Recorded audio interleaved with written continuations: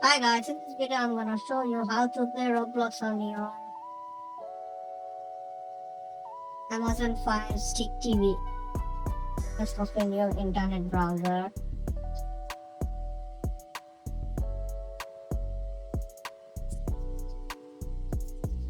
and search for Roblox.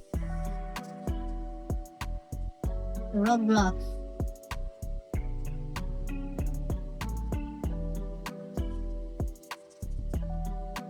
Roblox. Roblox.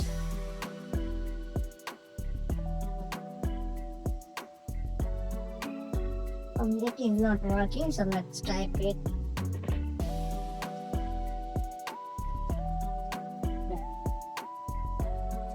And select the first one.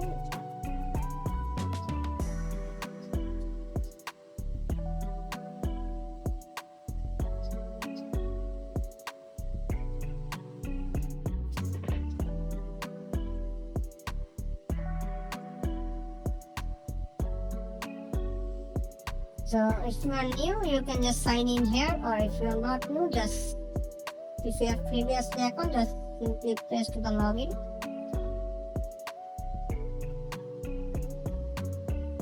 Here provide your username and password and then simply log in and choose the game what you wanted to play.